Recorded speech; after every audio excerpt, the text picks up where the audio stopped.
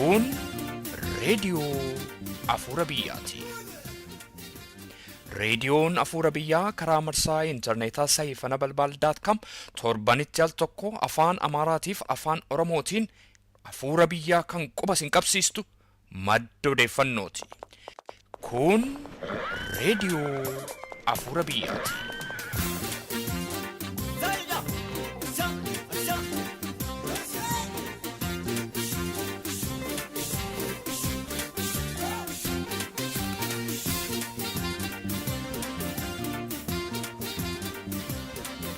Ashamaa attam jirtu jaallatamtootaaf kabajamtoota reediyoo Afuura Biyyaa.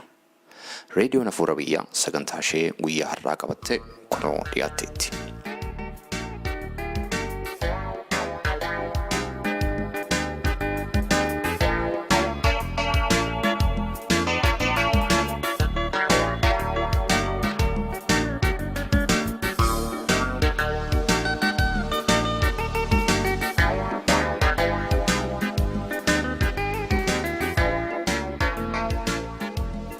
Yaadni galgala dhufaa humni immoo ganama dhuma jedhu abbootiin yeroo mammaakan. Akeekni si'a baay'ee hojiitti hin jijjiiramiin kan hin hafuufis yaadaaf humni yeroo wal faana argamuu hanqatanidha. Yaadni waan gaarii hojjechuu eega umriin sokkee, eega humni dhume, eega aduun dhiitee dhufa. Humni isaa waan hin jirreef akkuma yaadaan dhibamanitti aduun namatti dhiitii. Barri namaas darba. Humnaaf yaadni ganamaan yeroo walirra oolu milkaa'ina fida. Bashannanni yeroo dargaggummaa atuu isaanii hin gowwomsiin yeroo isaaniif humna isaanii aarsaa gochuudhaan hojii hawaasa isaaniitiif bu'aa buusu irratti dargaggoota bobba'an yeroo arginu bira darbuu hin dandeenyu. Itti siqnee yaada isaaniif hojii boonsaa isaan hojjechaa jiran barree dhaggeeffattoota keenya barsiisuu barbaanne. Keessummootni keenya har'aa dargaggoota Oromoo lama hojii hawaasa Oromootiif bu'aa guddaa qabu irratti kan bobba'anidha. Keessummaan keenya jalqabaa Obse Lubo jedhamti. Shamarree Obse Lubo bakka jireenya isheetii kan ta'e Kaalifoorniyaa irraati hawaasa keessatti dhalattee guddatte Oromiyaa deemuudhaan uummata kunuunsi eegumsi fayyaa danuutti irratti wal'aansa dabuudhaan lubbuunsaa kan badaa jiru baraaruudhaaf kutattee kaatee dargaggeettii sochii guddaa gochaa jirtudha. Hojii Oromoo maraaf fakkeenya ta'u isheen raawwachaa jirtu kanaanis hawaasa Oromoo mara biratti shamarree jaalalaaf kabaja guddaa horattedha. Keessummaan keenya lammaffaa immoo dargaggoo Gammado Jamal jedhama. Dargaggoo Gammadoon bakka jireenya isaa kan ta'e Osloo Noorwee irraa socho'uudhaan seenaa hawaasa Oromoo keessatti guddate kan agarsiisu fiilmii afaan Oromoo Mijuu Haqaa jedhamu hojjechuudhaan hawaasa Oromoo biyya ambaa keessa jirutti agarsiisaa jira. Hojii boonsaa dargaggootni kun hojjechaa jiran irraati dhaggeeffattootni keenya keessumaayyuu dargaggootni keenya barumsa guddaa argatu jennee abdanna. Jalqaba irratti kan nuti haasofsiisne shamarree Obse Lubooti. Obseen yeroo ishee baay'ee mi'aa ta'e kan nu laattee maree nu waliin gochuudhaaf waan tole nuun jetteef duraan dursinee maqaa dhaggeeffattoota raadiyoo Afuura Biyyaatiin guddaa ishee galateeffanna. Obseen ofii ishee dhaggeeffattoota keenyatti obbeessuudhaan maree keenya nu eegalti. Maqaa koo Obse Lubo jedhama. Magaalaa Najjoo biyya Oromiyaa keessatti dhaladhee guddadhee biyya Ameerikaa bara 2000 dhufee mana barumsaa kan sadarkaa lammaffaa sirra deebi'ee kan kolleejii saddanatti biyya Minisootaa jedhamutti baradhee achi hojii narsummaa barumsa narsiitiin eebbifameen gara Kaalifoorniyaa hojiidhaaf dhufee amma eegan hojii kanarratti hojjechuu jalqabee waggaa 5 walakkaa ta'eera. Gaariidha Obse, mee yaada kee isa uummata dhukkubaan dararamaa jiru lubbuu isaa baraaruu karaa eegumsa fayyaa tajaajila jiru fooyyessuu uummata gadadoo fi dhukkubaan rakkachaa jiru cina dhaabbachuu yaadi kee inni ulfaataa fi eebbifamaan kun eessaa madde? Yaaddi kun kan inni ka'ee yeroon magaalaa Najjootti guddadhee hospitaalli hin jiru, dooktariinis dhukkubsataa hin ilaalu. gubbaa Swedish Mission Clinic kan jedhamu achi deemnee tajaajilamna turre. Hospitaalli gaafa 2000 akka biyya faranjiitti 2005 hospitaalli mootummaan ajjootti baname. Ani immoo yeroon hojii narsii ta'e Kaalifoorniyaatti hojii jalqabu akkaataatti qorichi baay'een meeshaaleen adda addaatti dhimma ba'amu asitti argu etu wanti kun biyya keenyas dhaqee kan jedhu yaada koo keessa bule. Warra hospitaala Najjoo wajjiniin ol quunnamnee akkamittiif maaliin akka isaan gargaaruu dandeenyu gaafanne. Yeroo jalqabaa 2009 bara 2009tti addanaatii narsii faranjii tokko wajjiniin deemnee tajaajila dandeenyu laannee gara caalummoo tajaajila kennine caalaa waggaa sana maaltu barbaachisa naannoo kanaaf maal gochuutu nurra jira dhukkuba maalitu naannoo kanatti baay'ata isa jedhu xiinxallee deebinee dhufnee jechuudha. Dhukkuba maaltu baay'ata naannoo sanatti Obse? Dhukkubi yeroo jalqabaa argine busaanis jira, TBnis jira, dhukkubi bishaan qulqullinaaf nyaata qulqullina dhabuurraan dhufus jira. Gara caalu busaadha. Hirrina nyaataan jira. Kun kan ijoolleetii namoota guguddaa baay'ee immoo dhiibbaa dhiigaa fi dhukkuba sukkaaraatiin dararamu turani. Yeroon achi deebi'ee dhufe bara 2009tti ofii koof hojii manaa ofii kenneen deebi'ee dhukkuba sanarratti hojjechuudhaafi Hakimii yookaan dooktarii iddoo biraadhaaf Finfinneedhaas haa ta'u biyya Ameerikaatii geessinee tajaajila dandeenye kennuufidha. Hangama koon yeroon guddadhe dooktariin nan ilaalle gatii ta'ee ijoolleen naannoo sanatti guddatan daa'imman naannoo sanatti guddatan wantan argadheen beekin akka isaan argatanii guddatan gatiin barbaadeefin irratti hojjechuu jalqabee haalaan. Gaariidha. Mata dureedhaan yookiin dhaadhannoo yeroo tokkotti yookiin al tokkotti hospitaala tokko yookiin lubbuu tokko baraaruu jedhu qabattee ittiin hojjechaa jirta. Kana jechuun maal jechuudha? Hospitaala tokko yookiin lubbuu tokko oolchuu jechuun akkuma mammaaksa Oromoo keessatti jedhamu harka lama qabataniif muka lama hin koran yookiin hin yaabani jedhama. Meeshaa ga'aas qoricha ga'aas yoo qabaanneetu hospitaala tokko hin xumuriin hospitaala kan biraatti yookiin magaalaa kan biraatti darbuun akka narra hin jirren ofii kootti hime. Magaalaa Najjootii jalqabee magaalaa Najjoottiin guddadhee uummati suni hawaasi suni harka guddisaan irraa qaba. Gaafan kan isaanii galmaan ga'u iddoo tokkotti darbuu gatiin barbaadeef hin dhaadannoo sanaan ka'e. Gaariidha Obse. Mee karoora kee isa haala eegumsa fayyaa biyyattii jijjiiruu jedhu sana nuuf ibsitaa. Gara fuulduraatti kanumaa wajjin wal qabatee gara fuulduraatti mul'ati kee maali?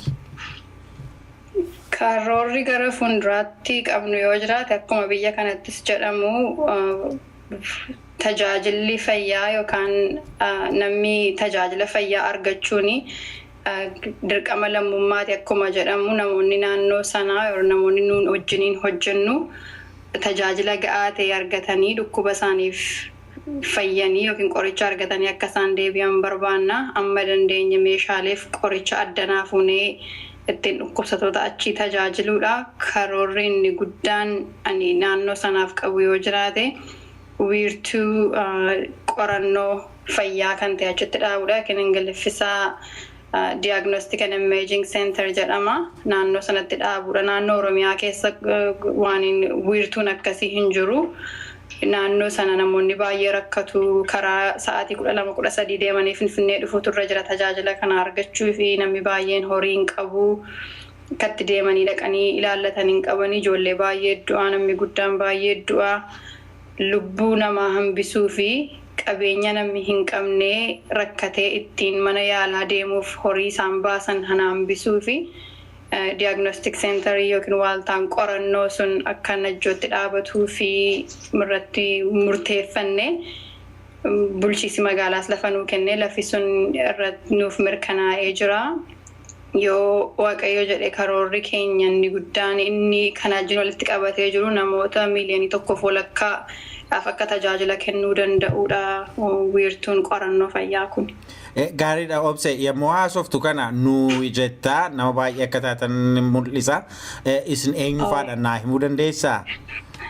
Nuyi kanan jedhuu fi an gaggeesseen hojii kana hojjedhaa garuu namooti kan fundraising irratti horii buusanii nu gargaaran baay'eetu jira. Hospitaalli ani hojjedhu ga'ee guddaa taphata hojiin hojjedhu kanarratti meeshaa isaantu gargaarsaan nu kennaa qoricha isaantu gargaarsaan naa kenna san fuudhee deemu namooti anaa wajjiniin deemanis akka narsiin sister Dayaan jedhamti hakiimii dooktarinni waggaa darbee deeme Dooktar Huseen kan jedhamani ga'ee guddaa taphatu isaanis gargaarsa akkuma nama biyya sanaatti gati isaan gargaarsa kennaniifini nuyi jedhe.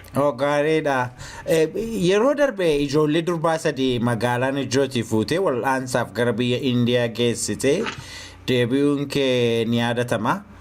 Maallaqni kanaaf oolu yeroon ati kanaaf wareegdu eessaa argame?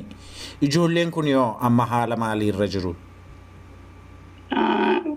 Tartiibaan si deebisuu fi maallaqni ittiin ijoolleen kun tajaajilamanii ittiin ijoolleen kun biyya Indiyaa deemanii kan geejiba isaanii fundraisingii addana biyya Kaalifoorniyaatti hawaasan keessatti hojjedhu irratti fundraisingiin ta'ee ture maallaqi sun achii dhufe kan ijoolleen ittiin deemanii kan isaan ittiin tajaajilamanii kan baqaffannaan onnee sun ittiin adeemsifame immoo hakiimii tokkotu kaffaleef kan hunda isaaniiyyuu hakiimichatu danda'e ani immoo duukaan deeme kan koo kaffaladhe yeroon ani ittiin deemu immoo boqonnaa waggaa koo achumarratti dabarsa yeroo hundaa biyyan deema amma kun waggaa arfaffaa koo eegan jalqabe boqonnaa waggaa 7 naa kennu hojii kana gatii beekan immoo 7 naa dabalu ji'a tokkoof hin deema yeroo hundaayyuu.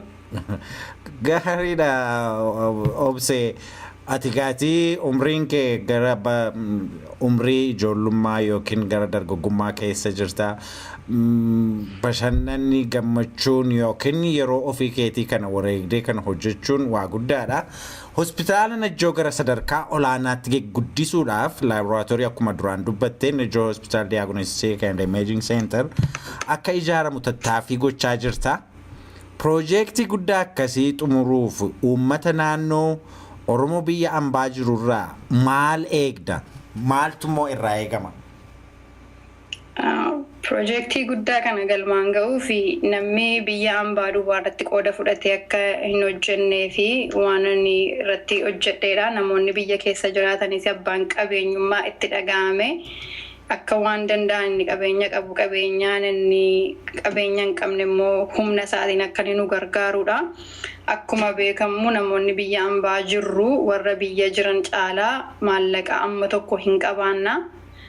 Namoota baay'ee beennaa meeshaafis hospitaalota adda addaa gaafachuu danda'u.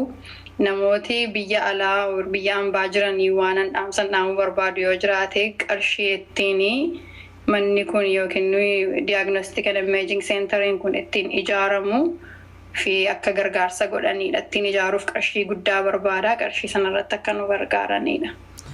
Gaariidha. Obse yeroo darbe ammas hospitaala Najjoo fi gargaarsa guddaa USA keessatti sassaabuudhaan erguun kee ni yaadatama. Gargaarsi kun maal akka ta'e dhaggeeffattoota keenyaaf himuu dandeessaa? Bara 2011 konteenerii fuutii 40 ergine meeshaa fayyaa adda addaa qaba. Anesteeziyaa maashinii, siree fi altiraasaawundii kanaan meeshaalee xixiqqoo adda addaa keessa jira. Gara qarshii $300,000tti shalagamamii achi keessa jiru. Kan gargaarsi sun immoo hospitaalota naannoo kanaa naannoon hojjedhuu fi kiliinikii dhuunfaa fi dhaabbattoota adda addaatu dooneetii godhee meeshaalee sana. Qarshiin ittiin deemus akkuma kana fundraisingii DC, Washington DC'tti, Minnesotaatti godheera. Kaalifoorniyaattis goneera. Namoonni dhuunfaattis Facebook irraa, VOA irraa dhaggeeffatanii kan gargaarsa isaanii ergan jiru. Anis immoo isa kanattiin gargaaruu fi hojii lammaffaa jalqabee akka qarshiin hanqateetti guutamuun taasisee namni abbaan isaa hin beekamne immoo qarshii 10,000 dooneetii godhee akka konteeneriin kun Oakland Kaalifoorniyaa irraa ka'ee akka Najjoo ga'uu nu taasisameera. Baay'ee gaariidha Obse.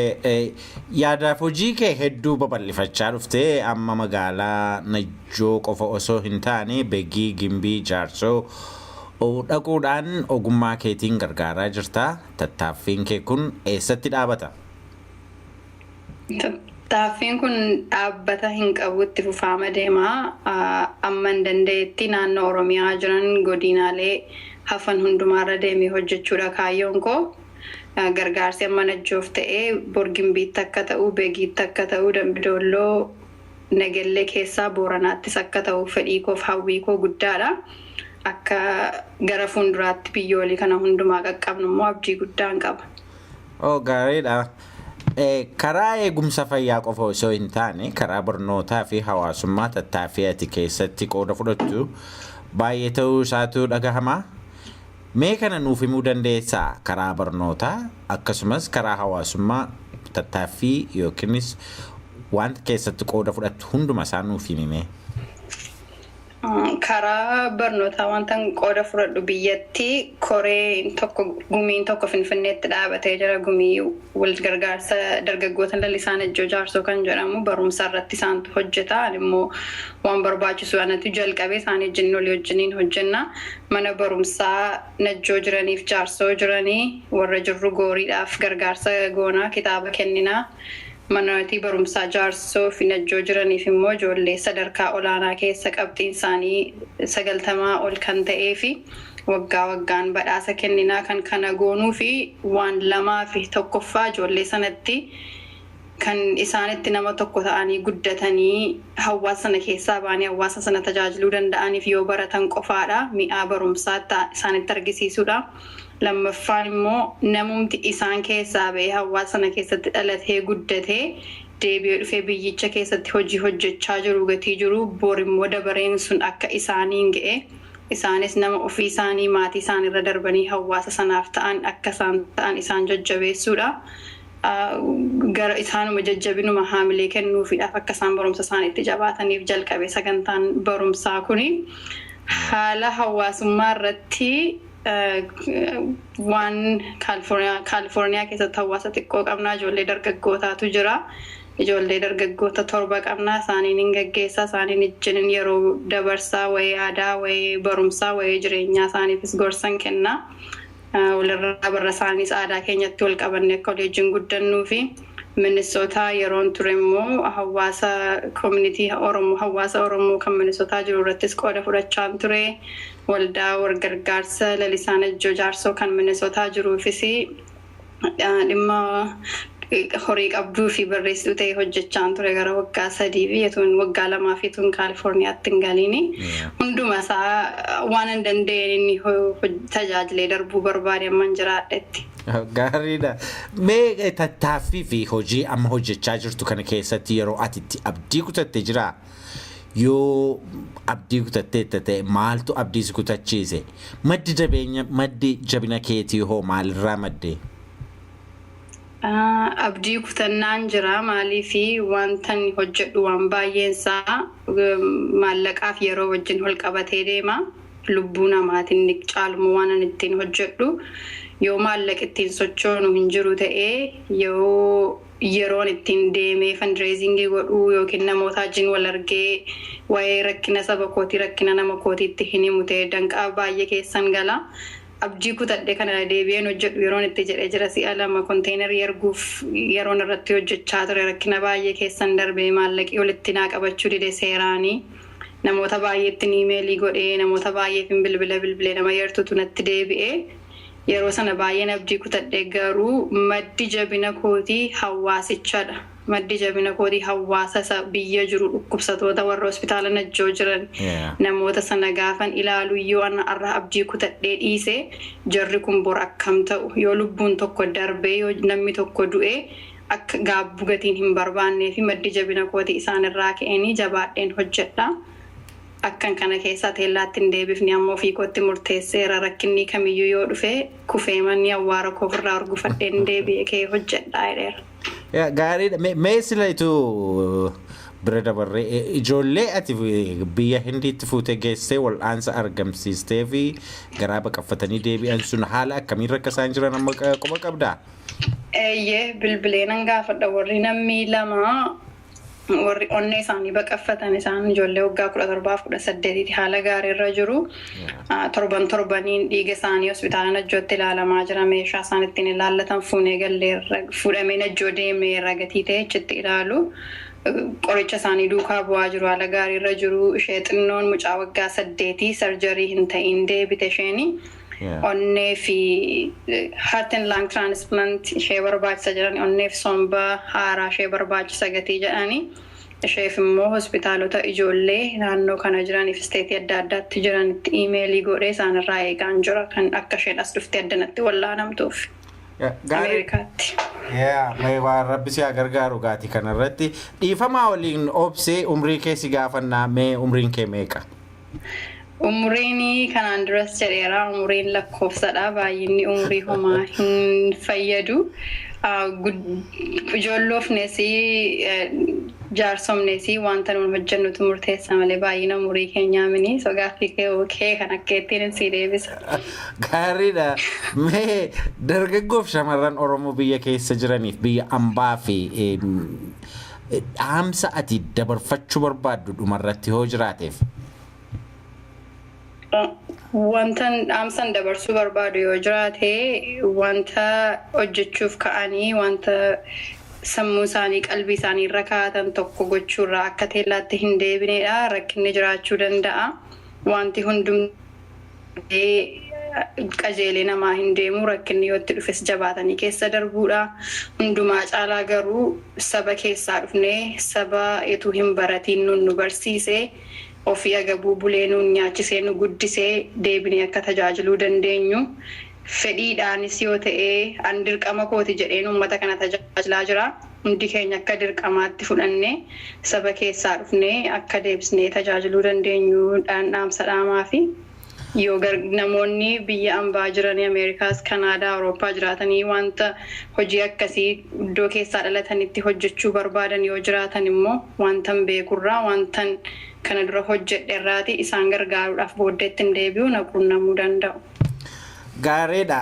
Shamarree Obse Lubo keessumaa raadiyoo Afuura Biyyaa ta'uudhaan waamicha keenya kabajjee gaaffii nuti si dhiyeessine hundaaf deebii quubsaa waan nu kenniteef maqaa dhaggeeffattoota keenyaatiin hedduu galatoomin siin jedha. Ulfaadha. Galatooma.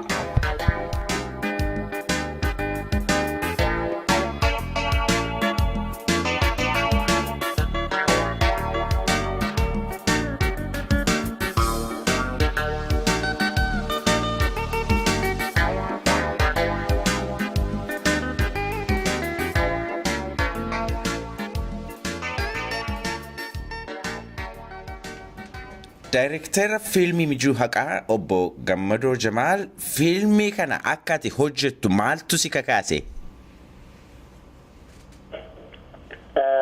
Kaka'umsiin filmii kanaaf hojjechuudhaaf na kakaase inni jalqabaa sabni Oromoo akkaataan itti jiraataa jiru iyyuu kan darbeef kan baranaa akka itti jiru garaagarummaa isaas akka ilmi Oromoo tokko beekuu fi seenaa darbee fi seenaa amma keessa jirru kan akkaataan muuviidhaan yoo agarsiifame baay'ee jechuun garaagarummaa namni akka beekuu fi akkasumas namoonni barreeffamaan qopheessutti waan jiraniif anis ilmaan Oromoodhaaf akka filmii kana ilaalanii waan tokko irraa baratan jedhee yaadeetuma filmii kana irratti hojjedhe.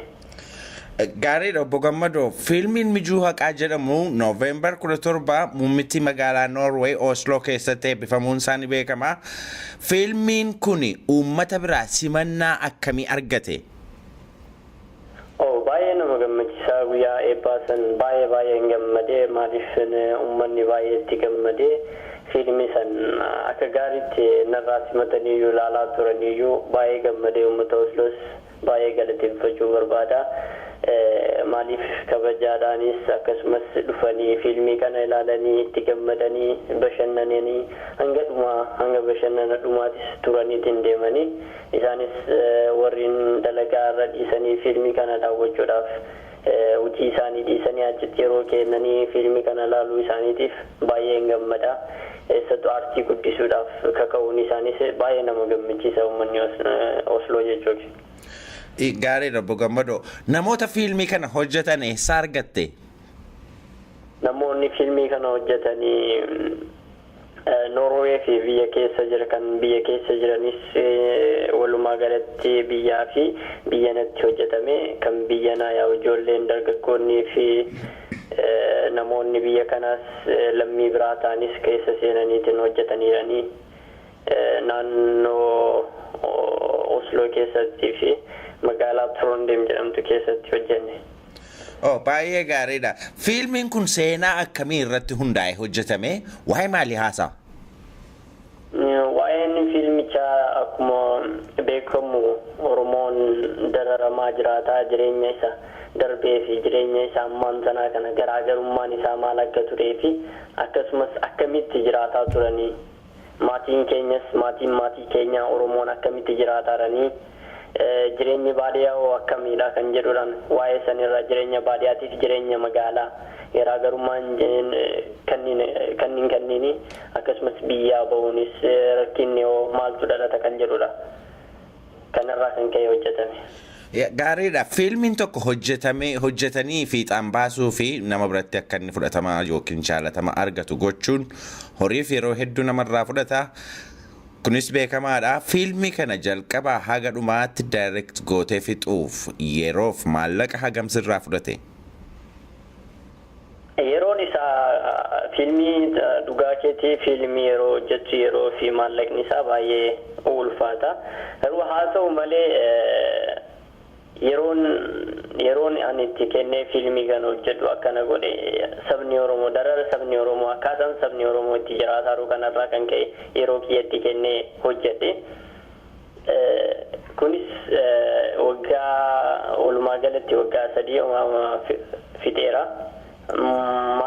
Maallaqaan ammoo tilmaameetu hin jiru maaliif fedhiin aartii qabuuf waan jiru ta'eef biizinasaadhaaf yookiin ammoo maallaqaadhaaf waan hin hojjenneef hangana jedhee hin tilmaamne garuu maallaqa akka itti baase maallaqa guddaatti baase. Gaariidha gaati mee gara seetingii fiilmii kanaa irratti hadeebinu yeroo fi bakka akkasumas seenaa fiilmii kana keessatti mul'atu akkam akka ta'e dhaggeeffattoota keenyaaf himuu dandeessaa? Himuun danda'a irra caalaa ammoo kan himeerra fiilmii san yoo ilaalan baay'ee itti gammadan jedhee yaada. Seenaa isaas himuu dadhabus yeroo qabaadhe garuu ammoo uummata Oromoo hundinuu akka ilaalanii uf arganii akka daawwitiitti seenaa uummata Oromoo ta'ee seenaa nuti keessa jiru maatiin keenya keessa dabarsanii namni akkuma beekamu maatiin keenya hundeen isaa baadiyyaadhaaf ammoo baadiyyaan kun jireenya akkamii akka ta'e nama fakkeenyaaf magaalatti haa guddadhu malee maatiin kiyya baadiyyaadha. Kanaaf jireenya baadiyyaa saniin filadhaan waa yeroo hundaa jechuudha. Maaliif hundee maatii kiyyaa waan ta'eef jechuudha. Maatiin kiyya bakka isaan itti kaanii waan beekuuf. Kanaaf namoonni biyya kanatti dhalatanis yookiin ammoo biyya kanatti guddatanis jireenya baadiyyaa arganii hin jiranii akkasumas rakkoo jireenya baadiyyaa irra gahaa jiru arganii hin jiranii namni kan magaalaa qofa irratti fokkasii godha. Kanaaf jireenya baadiyyaa kan jedhuudhaan an fiilmii kana seenaa sana wal qabsiisee kan baadiyyaatiif kan magaalaa biyya alaa waliin wal qabsiisee hojjette. Gaariidha gaatii obbo Gammadoo. Mijuun Haqaa fiilmii yookiin Mijuun Haqaa gosa fiilmii akkamii keessatti akka inni qoodamu nuuf himuu dandeessaa? Koomedii isa kaayyoon isaa nama kofalchiisuu ta'etu jira, diraamaatu jira, roomaansi seenaa jaalalaa irratti kan hundaa'ee hojjetamutu jira. Mijuun Haqaa gosa fiilmii kam keessatti qoodama? Deebii kana gabaabamatti osii deebisee jiruun uummata Oromoo akka yeroo kanatti jiraatanittis ta'ee waggootii darban keessa akkaataa itti jiraatan kana yoo akka koomeediitti fudhanne koomeediidha jennee deebisuu hin dandeenye. Garuu ammoo akka rakkinaatiif akka dararaatiif akka diinni Oromoo maal akka godhaa ture yoo jenne ammoo fiilmiin kun ufumaa hiikuu dandeenya, ufumaatti kennuu dandeenya. Anis itti kennuun barbaachisu maaliif uummanni nu laalee itti kennuu danda'a. Ani garuu jaalala maatiitiif jaalala biyyaatiin wal qabsiisee hojjedhe ka haadhaatiif kan abbaas kan biyyaas jaalala obboleeyyummaas akkasuma wal qabsiiseedhaan hojjedhe. Gaarii obbo Gammado raadiyoon Afuura Biyyaa guyyaa eebba fiilmii Mijuu Haqaa galma fiilmiin kun itti agarsiifamaa jirutti Oromoota eebba kanarratti argaman bakka sanatti haasofsiistee akka nuuf himanitti hundinuu wayitii fiilmii kana ilaalan imimmaan qabachuu dadhabuu isaanii fiilmii kanatti hedduu itti gammaduu isaanii kaan illee sadarkaa guddina aartii Oromoo irraa abdii horachuu isaanii nuuf himanii ati hoo yaadi ati Oromoo bakka eebba fiilmii kanarraa yookiin bakka biraa irratti argatte yaada nuti arganne irraati yoo adda ta'ee jira ta'e mee dhaggeeffattoota keenyaaf nu himuu dandeessaa? Dhugaa keetii namoonni dhufanii fiilmiitti itti gammadanii ilaalanii duraan dursee namoota achitti argaman irra deddeebisee galateeffachuu barbaada. Akkasumas namoota yaada kennanii irratti aartii Oromootis ta'e guddina aartii Oromootiifis guddina afaan kennaatis waan hundaanuu irratti argaman galateeffachuu barbaada. Irraan ammoo maal jechuu barbaade namoonni achirratti argamanii fi bo'uun isaanii dhugaadha. Garuu bo'anii itti gaddanii fiilmii saniif anaaf ammoo gammachuudha.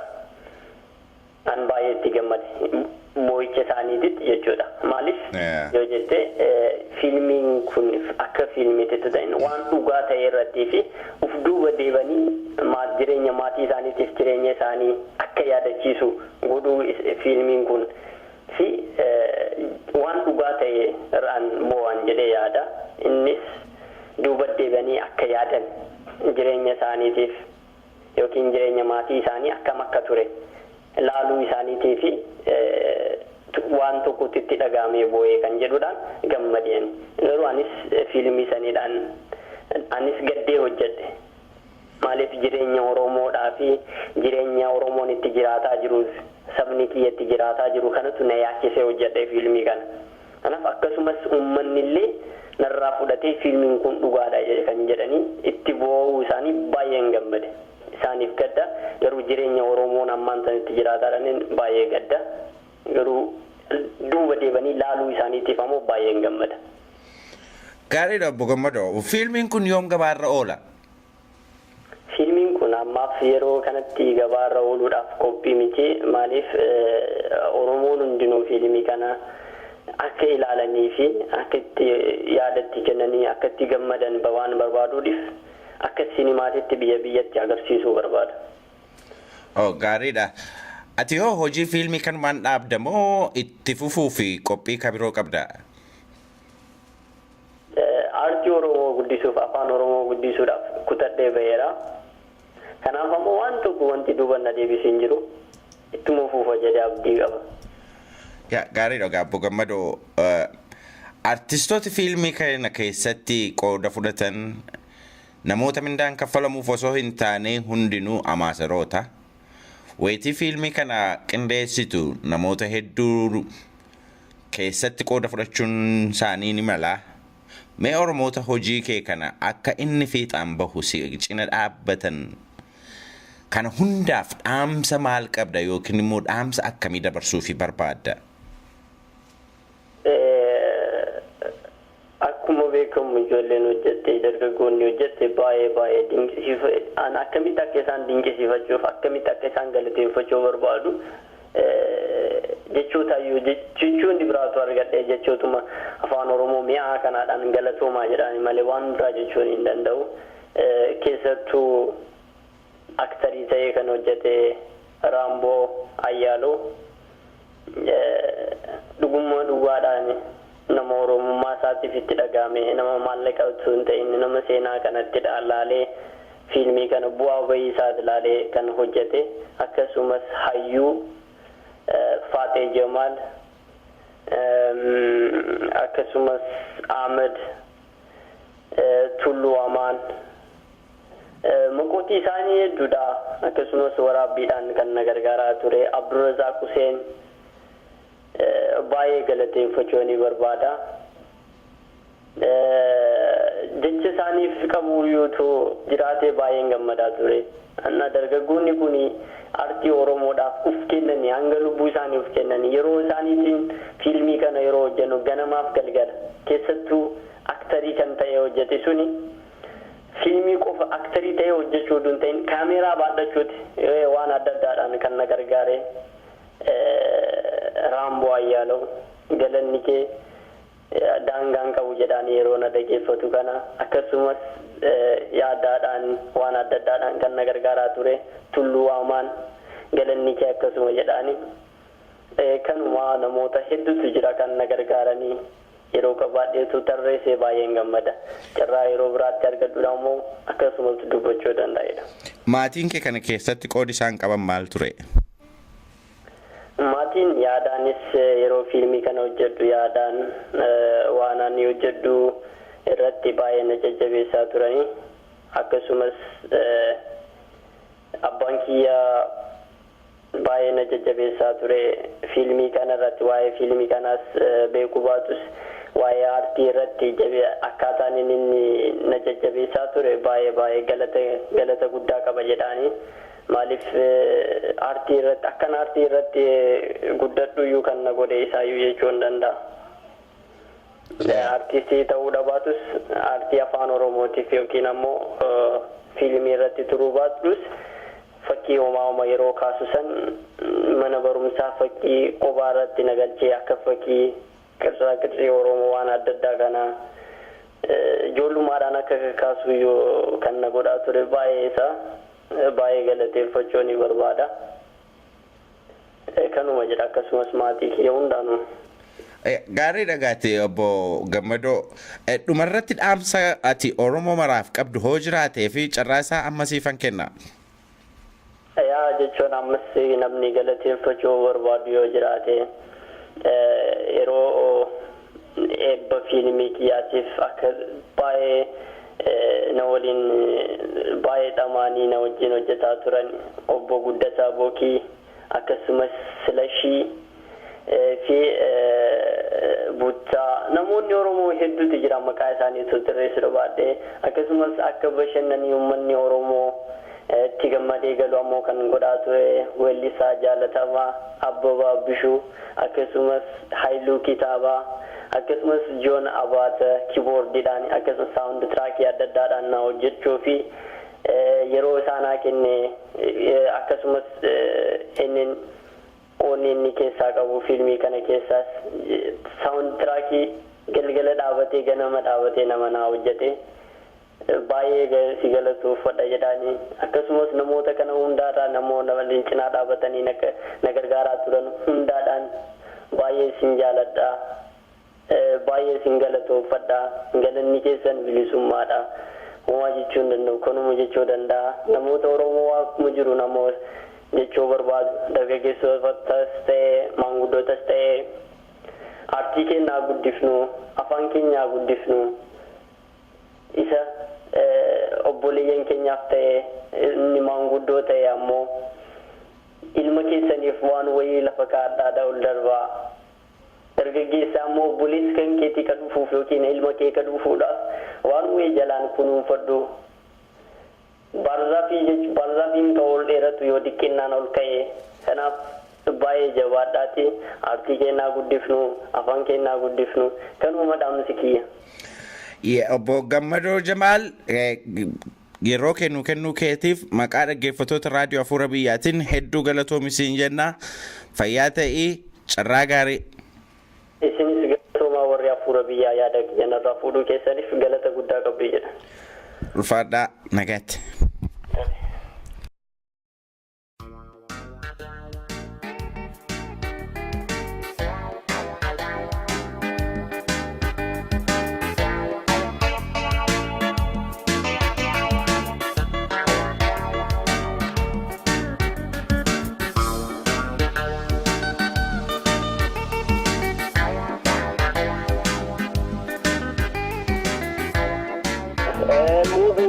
Barsiisaa fi waan guddaa tokko kan nama hubachiisu isaa ta'ee argee akka nama tokkotti yoo ilaalee jedhu baay'ee namatti tola. Qe'ee yookaan mooraa nama keenyaa hunda duubatti ka deebisee aadaa fi seenaa saba keenyaa kan calaqqisiisu waan barsiisaa jedhee hubadha akka tiyyatti jechuudha akka ilaaletti.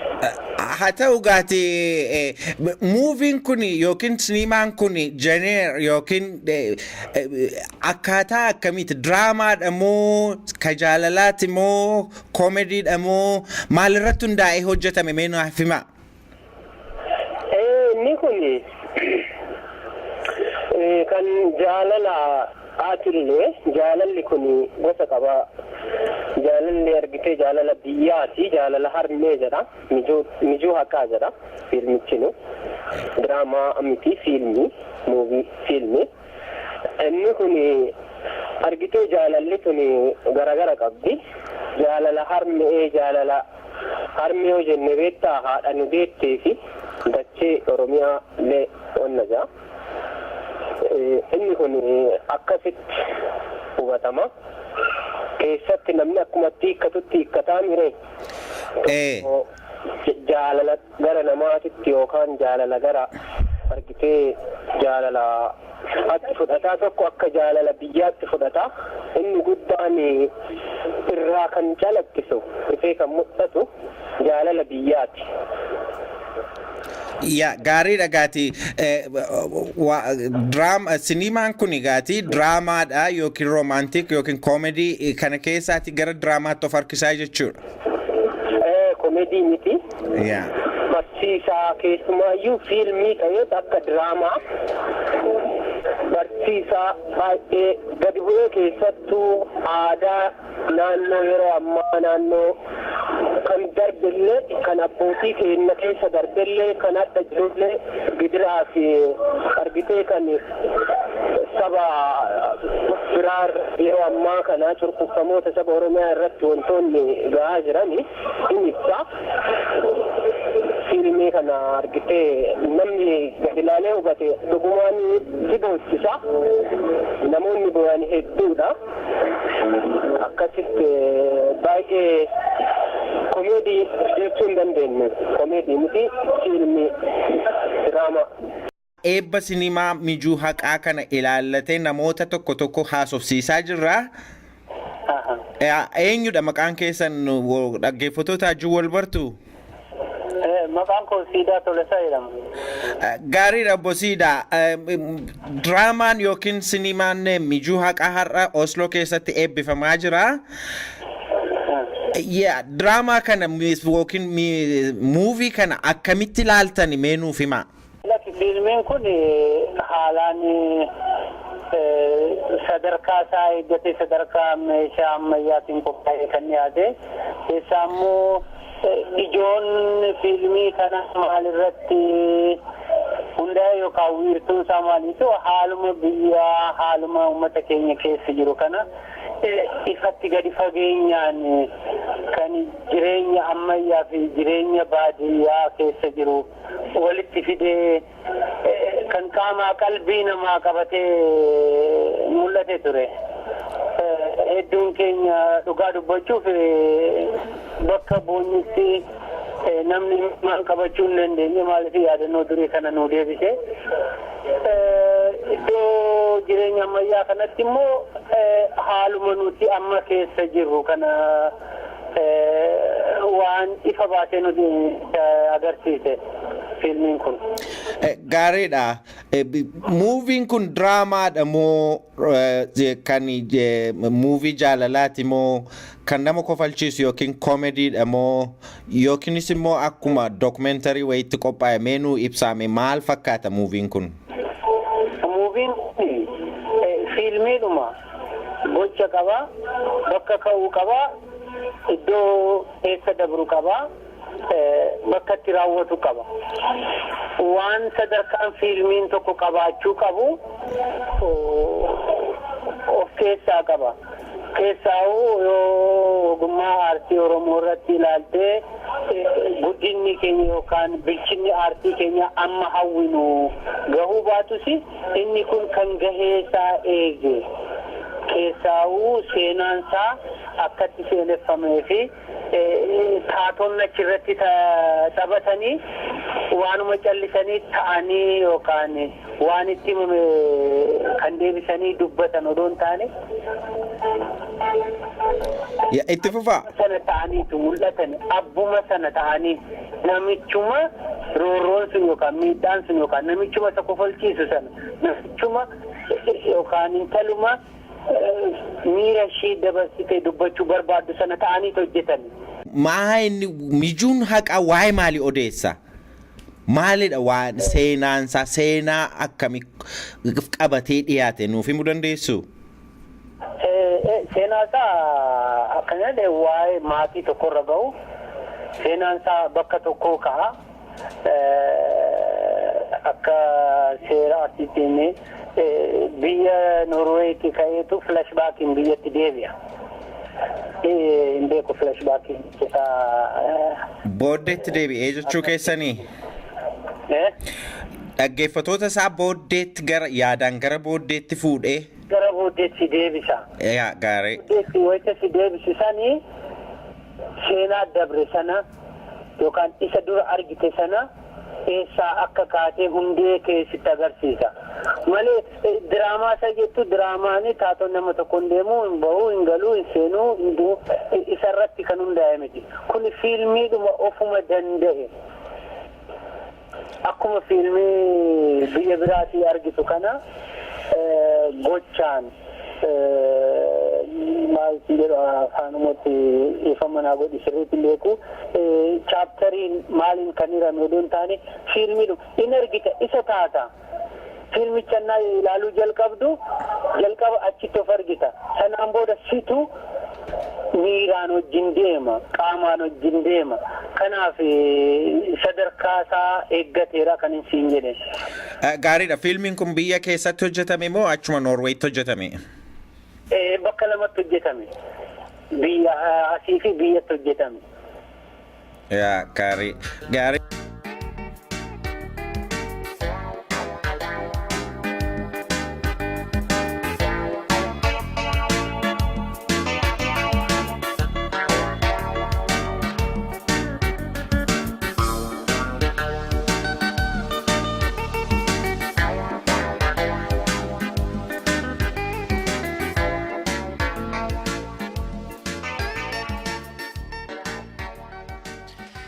Dhaggeeffattoota keenya qophiin keenya har'aa kanuma.